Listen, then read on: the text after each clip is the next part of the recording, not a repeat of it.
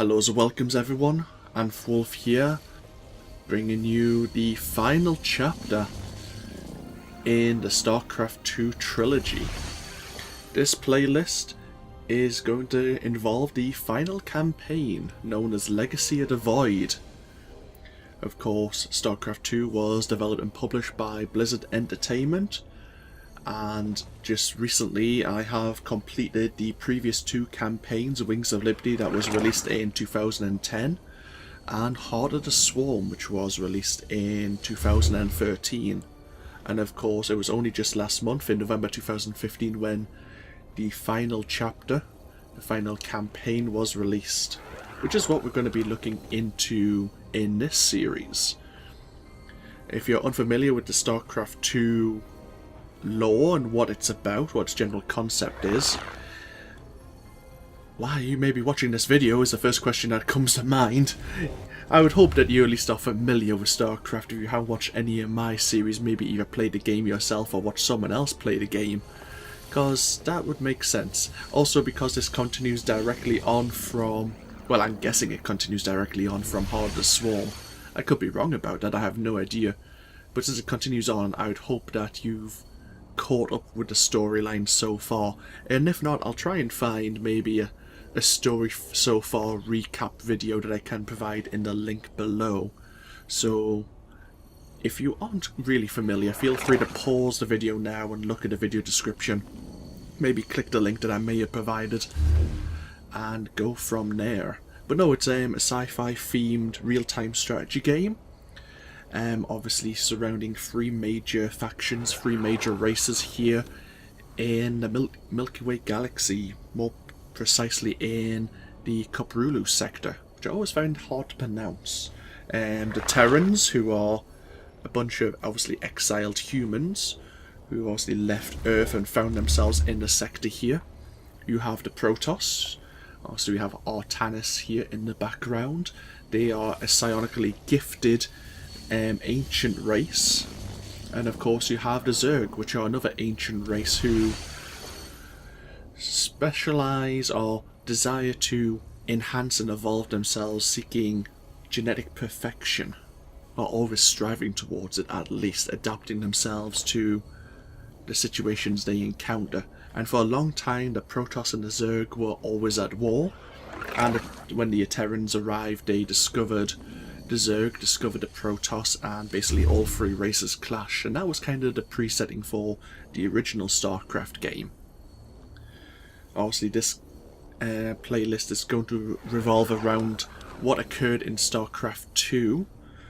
Obviously we have discovered an ancient prophecy revolving a fallen Xel'Naga known as Amon, and the Xel'Naga were kind of the precursor race that created both the Protoss and the Zerg many, I'm guessing millennia ago. I don't know how far it was in the past, but somehow all the Xel'Naga left or transcended, and only this fallen Xel'Naga Amon remained in the void of space, and apparently he's coming back to destroy his creation and take everything back into the void, into darkness, for one reason or another. But yeah, obviously at the end of Heart of the Swarm, obviously if I go to the campaign here, select Kerrigan, at the end of Heart of the Swarm, Octurus Mengsk, who was the Emperor of the Terran Dominion, is dead, and the Imperial sector of Augustgrad lies in smouldering ruins. With her thirst of vengeance finally quenched, Kerrigan has gathered the swarm to scour the stars for any sign of the fallen Xel'Naga Amon.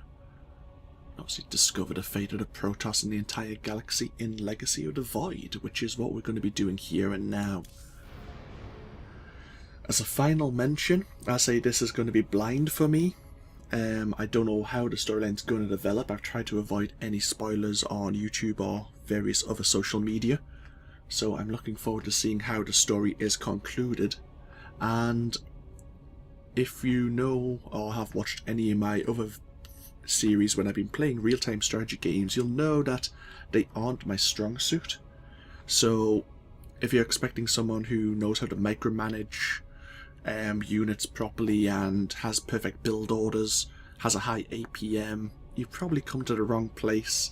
I say I play this just for fun and just to see how the story ends. Obviously enjoying the journey on the way, but I want to see how they bring it to a close. So, I think with that little bit of disclaimer out the way, let us begin. Episode 3, Legacy of the Void. Looks like we have a prologue, the main story of course, and an epilogue. Oh well, we're going to start at the prologue of course. Looks like there's a picture of Zeratul here in the background. Oh, actually one thing I should mention, Artanis here, which is obviously the background image we saw in the main picture as well. I didn't know who Artanis was for a long time. I had to do a bit of research after I finished Heart of the Swarm, and apparently he is kinda the character you play as in StarCraft, the original StarCraft in 1998.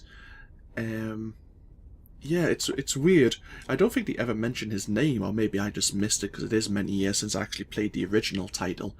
But things have happened since the original StarCraft, and Artanis here has been voted in to become the overall hierarch, the overall leader of the Protoss Race, after they were driven from Aya and formed on the new world of Shakuras, I think it's known as.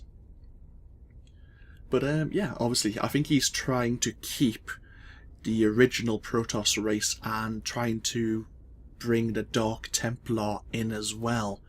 Obviously Dark Templar were, I think, a faction, an exiled faction of the Protoss who dealt with things that the typical Protoss looked down on or thought were too dangerous. It's like being driven to the dark side if you think of looking at Star Wars and such. But yeah, Artanis here is a Templar, like Tassadar from the original game. He has a lot of psionic abilities, and I imagine we may get to play with him as a heroic character.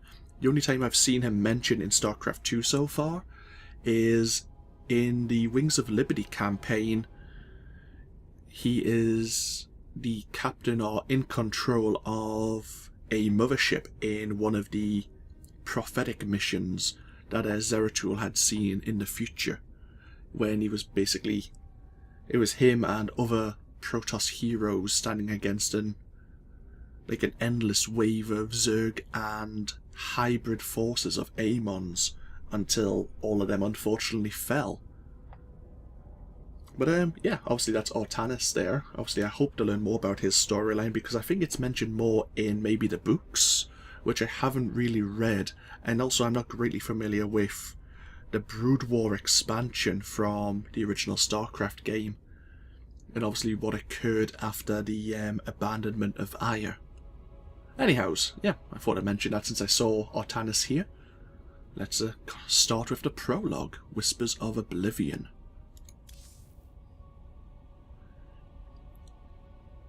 Oh, there is a story so far. I might click on that actually. Zeratul, branded as a heretic and a traitor by his people, has spent the last 6 years searching for the truth behind the return of the Xel'Naga. Having delivered warnings to both the Terrans and Zerg, the part the Protoss must play in galactic events still eludes him. Actually, let's watch this story so far, and then it'll familiarise myself as well. Because I've been wondering what the Protoss have been up to in Wings of Liberty and Heart of the Swarm. They're mentioned slightly, but not in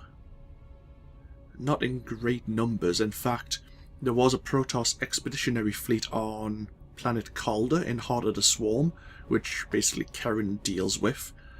Kerrigan in fact infested their interstellar starship with a broodmother named Nadria, and I wonder if she's going to make an appearance.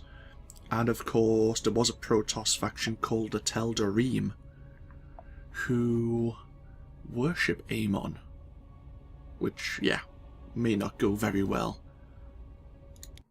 For nearly 300 years, humans thought they were alone in the Kaprulu sector. They were wrong. The Zerg emerged, seeking to consume all in their path. And before long, the Protoss, a highly advanced alien race, began wiping out infested worlds, burning Zerg and Terran alike. A three-way war, unlike anything humanity had ever faced, erupted almost overnight. All the while, a human civil war raged. Marshal Jim Raynor vowed to oppose the corrupt dictator Arcturus Minsk for the betrayal of the woman he loved, Sarah Kerrigan. Boys, how about that evac? Damn you, Arcturus. Don't do this. It's done. Helmsman, signal the fleet and take us out of orbit. Now! Kerrigan, a loyal operative, was left to die at the hands of the Zerg. But the Zerg had other plans. They transformed her and unleashed her psionic power upon the Koprulu sector, searching for their real objective, the Protoss homeworld of Ire. The Protoss were unaware of this danger and slow to respond. Their rulers, the Conclave, had dispatched Executor Artanis to hunt for Tassadar, a commander who had refused to wipe out infested Terran worlds. They crossed paths with a Dark Templar mystic, whose kind was considered heretics by the Conclave. Through great effort, Zeratul convinced Tassadar and Artanis that he was not their enemy. Together they rallied more Protoss from both factions against the Zerg. Despite the Conclave's fury, they achieved significant victories against the Swarm. But when Zeratul struck down one of the Overmind's Cerebrits, his own mind was left vulnerable.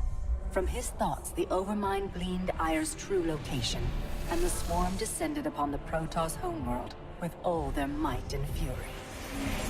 It was Tassadar who kept the Templar from extinction that day. Using the power of both the Templar and the Dark Templar, he sacrificed himself to kill the Overmind. Ire was lost, but Artanis led the survivors to the Dark Templar's homeworld of Shakuras. Old prejudices were set aside. The Templar were now in the Dark Templar's debt. Without the Overmind, the Swarm fractured. Kerrigan sought control of all the Zerg, even enlisting the aid of old friends and enemies like Raynor, Mengsk, and Zeratul. Once her rule was uncontested, the Queen of Blades betrayed them all. Billions of humans and Protoss were killed. The Zerg stood unchallenged, but to the relief of all, the war seemed to end there. Zeratul suspected the Zerg had fallen under the control of dark forces. He uncovered prophecies stating that an ancient entity, Amon, was attempting to merge Protoss and Zerg lifeforms into an unholy hybrid, and that this evil might already have control of Kerrigan and her power. It was during this time that Executor Artanis, hailed as a hero, was made leader of both the Templar and the Dark Templar. As Hierarch, Artanis united both factions, and promised to one day reclaim the glory they had lost on Ire. Raynor had vowed to see Kerrigan dead, but his retaliatory strike failed. Even his rebellion against Mengsk's tyranny proved ineffective against the Dominion's propaganda machine. But with the arrival of old friends and mysterious new allies, Raynor revived his campaign against the Dominion, scoring major victories on multiple fronts. But Zeratul warned him about the encroaching darkness, and said the key to stopping Amon was the Queen of Blades. She was needed alive.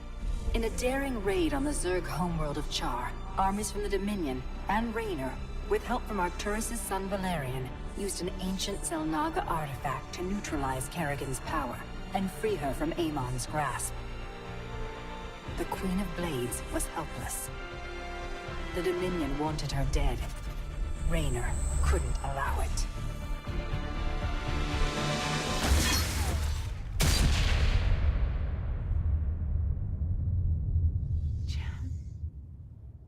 It's okay. I got you. Valerian Mengsk offered them sanctuary, but his father could not let this opportunity pass. During the raid, Kerrigan and Raynor were separated. Kerrigan escaped, while Raynor...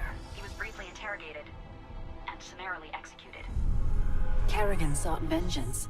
She set out to reclaim her position, as Queen of Blades. With Zeratul guidance, Kerrigan gathered the Zerg broods and ruled the swarm once again. Only this time, free. The killing will never stop. Until Minsk is dead. Kerrigan began dismantling the Dominion's military, one mission at a time. To her surprise, she learned that Raynor was still alive. She chartered a course to Korhal, Minsk's stronghold. Despite encountering his best troops and traps, she personally ended his life. But there was little time to celebrate. Amon's plans were still unfolding. Kerrigan left Raynor to rebuild, while she hunted her true enemy. Raynor and Valerian Minsk set about reforming the Dominion, with a just government. With the Zerg and Terrans quelled, Hierarch Artanis saw an opportunity. He declared that the unified Protoss, Templar and Dark Templar alike, would retake Ire. Any dissenting voices went unheard amid the hope for reclamation. Zeratul set off alone, searching for the truth, hoping against hope that the Hierarch was not making a terrible mistake.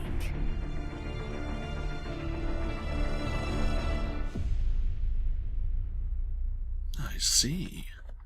Okay, so I wasn't too wrong with some of the storyline at least. And that's the story so far. In fact, we've went past the 17-minute mark here, holy hell. Okay, I'm thinking I'm going to end this video here before we even start the Prologue campaign. So yeah, obviously I'll just probably title this episode The Story So Far. And when we come back, we will begin, for real, next time, the Legacy of the Void campaign, the final part of the StarCraft 2 trilogy. So feel free to comment below. I hope you're looking forward to it as much as I am. I'm really hoping that Blizzard got it right. I really enjoy their cinematic storytelling. I put them on the same sort of par as kind of BioWare. Obviously that's my own personal opinion. I really like how they have their characters develop. And even though they deal with two separate real genres, I suppose, even though they both have role-playing elements, I definitely enjoy and appreciate the detail they put into the lore. But yeah, obviously this of course has been AnthWolf with StarCraft 2 Legacy of the Void, and I will see you for the prologue in the next video. Until then, bye bye now.